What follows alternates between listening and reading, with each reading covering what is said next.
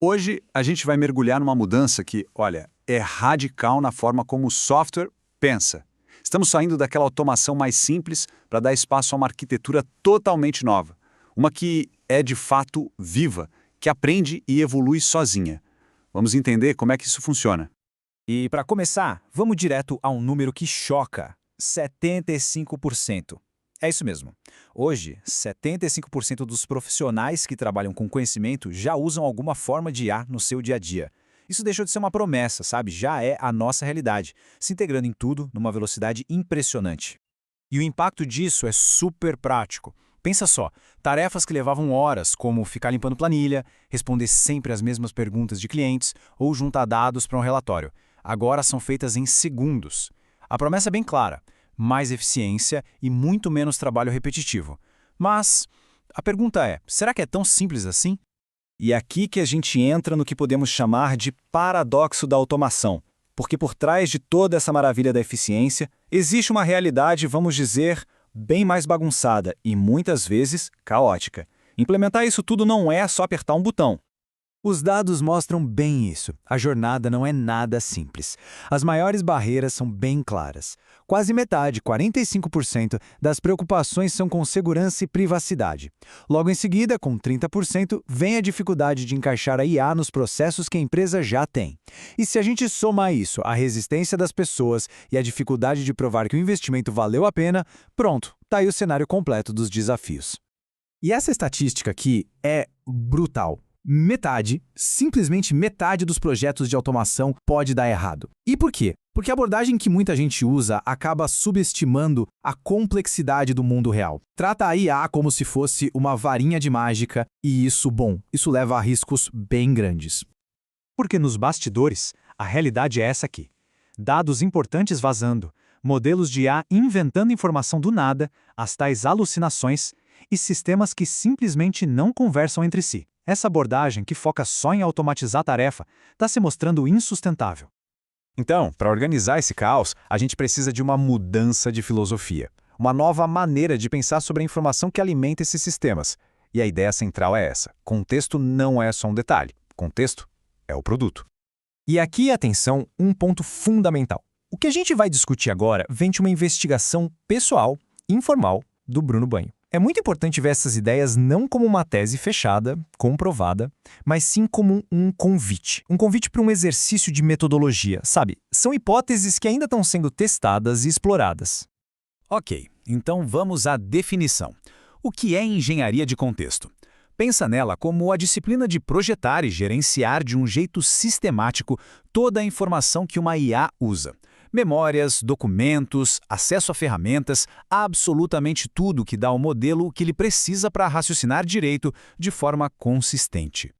A grande virada de chave é justamente essa analogia. A proposta é tratar essa base de conhecimento da mesma forma que a gente trata um software, ou seja, aplicar controle de versão, fazer testes de qualidade, ter um ciclo de melhoria contínua.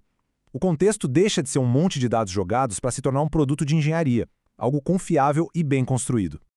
Então, na prática, como seria o ciclo de vida desse produto de contexto? Bom, ele segue 4 passos bem lógicos. Primeiro, a curadoria, que é escolher e juntar o conhecimento que realmente importa. Depois, o versionamento, para a gente saber exatamente o que mudou e quando. Em seguida, a fase de teste, para garantir a qualidade. E, por fim, a implantação, que é quando a gente entrega esse contexto validado para os agentes de IA. É um processo redondo, estruturado, que gera confiança. Certo. A filosofia a gente entendeu, mas como é que isso funciona na prática, de verdade? A resposta está numa nova arquitetura. Uma arquitetura que não é feita de um bloco só de código, mas sim de agentes inteligentes que colaboram entre si. E para montar essa arquitetura, a proposta combina 3 tecnologias de código aberto bem interessantes. O NNN funciona como o maestro da orquestra, organizando os fluxos de trabalho de um jeito bem visual. O Creo AI é o que permite a gente criar equipes de agentes de IA, cada um com sua especialidade. E o MCP? Bom, o MCP é tipo a linguagem universal, o conector que deixa esses agentes acessarem qualquer dado de forma padronizada. E aqui a gente vê como tudo se encaixa direitinho. É um sistema de várias camadas. Lá no topo, o N8N, o orquestrador, desenhando o que precisa ser feito. No meio, as equipes de agentes do Creo AI, cada um fazendo sua parte. E lá na base, o MCP, servindo como essa cola universal, garantindo que todo mundo beba da mesma fonte, aquele produto de contexto validado. E olha, isso não é só teoria não. Essa arquitetura toda está sendo explorada num projeto prático chamado NoteTree. A descrição dele é fantástica. Uma árvore de anotações que cresce em galhos de curiosidade inventiva e documentada. Essa imagem poética captura perfeitamente a ideia de um sistema de conhecimento que está vivo, se expandindo e melhorando a cada nova descoberta. Então, o ponto central de tudo isso é que não estamos falando só de uma ferramenta nova ou de um framework da moda. O que a gente pode estar testemunhando aqui é a próxima grande abstração na evolução do software. Vamos só lembrar rapidinho. Lá no começo, o software era uma coisa estática. Um bloco de código que era compilado, instalado numa máquina e pronto. Fazia a mesma coisa sempre. Era como uma calculadora, basicamente. Aí veio a primeira grande evolução, o software como serviço. As aplicações saíram das máquinas e foram para a nuvem. Se tornaram dinâmicas, conectadas, sempre atualizadas. O software virou um fluxo contínuo de valor. E agora, a gente chega no passo atual. O software está indo além da ideia de serviço. Ele está se tornando uma infraestrutura viva. Um ecossistema de agentes que não só executam tarefas, mas que aprendem com o contexto, colaboram uns com os outros e evoluem com o tempo, quase como um organismo vivo mesmo. Isso tudo nos deixa com uma pergunta para a gente refletir. O que realmente muda quando o conhecimento de uma empresa deixa de ser algo guardado num arquivo parado no tempo para se tornar um parceiro ativo? Um colaborador que não só responde o que a gente pergunta, mas que aprende, sugere e evolui junto com a organização. As implicações disso são gigantescas.